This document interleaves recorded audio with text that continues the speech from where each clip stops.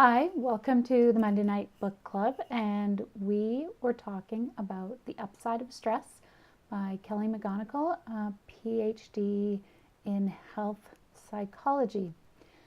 So Kelly has recently changed her mind about the dangers of stress and maybe thinking that stress is not so bad or it's not as clear as we once thought. And perhaps if you change how you think about stress, that might be an influential factor in how stress affects you. And I think that how you think about anything may change how it affects you. So our beliefs and mindsets about stress help shape our reality.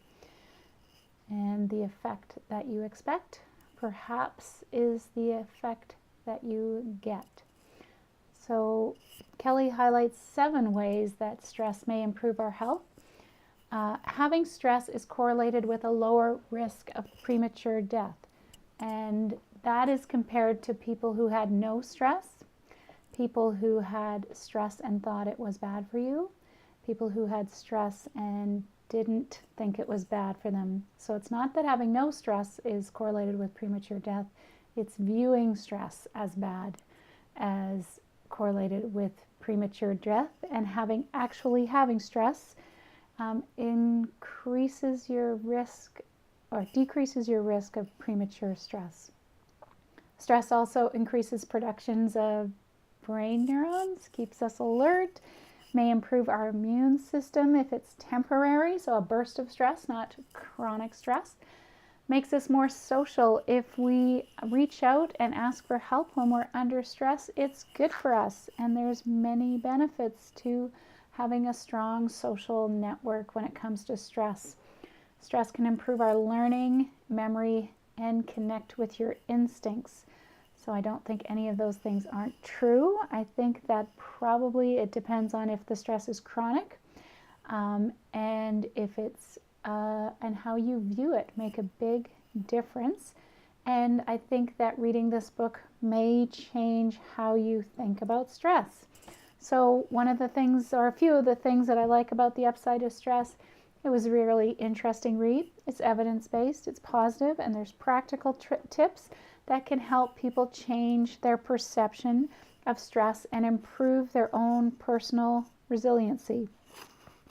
So like changing perception of aging, changing the perception of stress from negative. So people used to think that stress increased depression, illness, and decreased your health status. And now when we think stress is positive, it actually decreases depression, increases life satisfaction, energy, and decreases health problems. And this seems to have no relevance to how high the stress level is that you experience. So when you choose to view your stress response as helpful, you create the biology of courage. So on the other hand, people who think stress is harmful try to distract themselves instead of dealing with it. So avoidance, focus on getting rid of the stress as opposed to dealing with what's causing the stress and not addressing the source of their stress. They may cope with substances and perhaps withdraw. And we know that asking for help and having social support is a very positive way to deal with stress. What are some of the things that I didn't like about The Upside of Stress? Well, some of the studies are correlation, and correlation is not causation. Correlation is not proof. Stress can have a negative consequence to our health, not just the belief that is bad. So ongoing chronic stress does decrease our health, and we don't want to blame the victim for thinking it's just because you think it's bad for you. The significance of the upside of stress is highlighted, obviously, so that may be a downfall of the book. You cannot reframe all types of stress. Some stress is hard to deal with. The fundamental things that we need to deal with, having a place to live, having enough food, being healthy, those types of stress are not talked about in this book. And we are not lab rats, so just because it works on rats does not mean that it's going to work on people. We are very similar, whether you like it or not. But the problem in general with psychology is that if you study rats in a cage and imply that that will happen to people, often that's not the case. However, some of the studies highlighted in the book were with people and were really positive.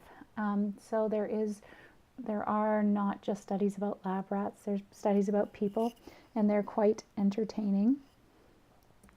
So what kinds of stress are we thinking about? Are we thinking about the fight or flight stress? Oh, I've got a deadline, I can't sleep, those kinds of stress. And I believe that those would change your perception. So in the book, Kelly says that thinking stress is negative changes cortisol levels, which in turn impairs your immune function and increases depression. However, thinking stress is positive changes DHEA, which in turn decreases anxiety, depression, heart disease, and other stress-related conditions.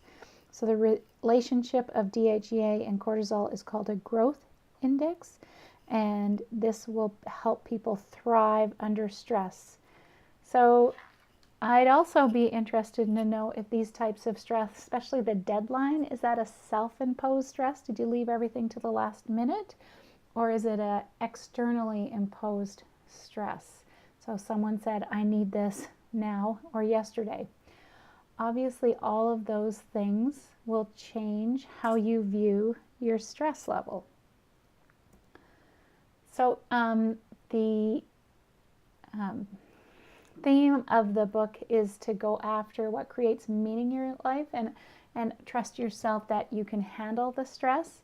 So that does not, as I said before, talk about the fundamental stresses that people may have, like having a place to live or having enough food or being healthy. So we're talking about a very privileged type of stress, perhaps. Even though some of the studies are on people who don't make a lot of money, they still aren't worrying about having somewhere to live or having enough to eat. So some of the things you might want to think about if you read this book, or if you want to read this book, is would it change your perspective on stress? And I think it probably would. It might change how you manage stress, which would be a great thing. It might change how you associate physical symptoms with stress. Could get you to think about if you avoid situations that cause discomfort or stress, and maybe you'd seek a bit more support when you're stressed. So those are some of the things you could think about. I would recommend this book because it's a pretty easy read. It's not that long. There's lots of stories, there's lots of tips, and it does encourage people to think about stress differently.